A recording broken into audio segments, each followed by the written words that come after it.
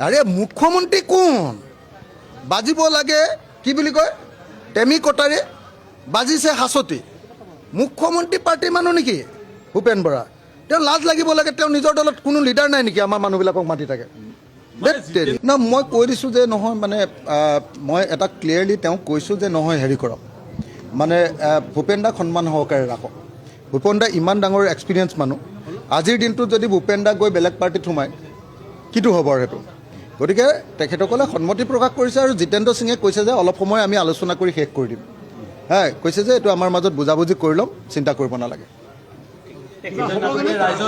confirm Bhupen দা কংগ্ৰেছতে থাকিব ভূপেন দাক খালি সন্মান সহকাৰে ৰাখিব লাগিব ভূপেন দাক সন্মান দিলেই ভূপেন দা তাত থাকিব আৰু যদি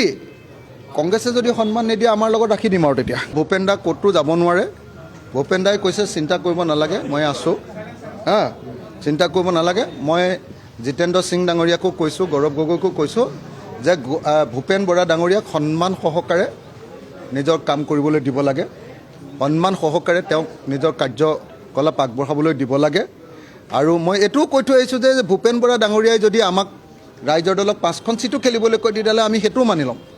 কাৰণ ভূপেন বৰা ডাঙৰীয়া একদম মানে আপোনাৰ এক্সপিৰিয়েঞ্চ মানুহ হয় কোনটো সমষ্টিত ক'ত কোনে খেলিব লাগে সেইটো জানে আৰু লগতে মই এইটোও কৈ আহিছোঁ যদি আপোনালোকে আৰু কংগ্ৰেছত ৰাখিব নোৱাৰে ভূপেন বৰা তেতিয়াহ'লে আমি গোটেই অপজিশ্যন পাৰ্টিবিলাকৰ তেওঁক লিডাৰ বনাই দিম তেওঁক কোঅৰ্ডিনেটৰ বনাই দিম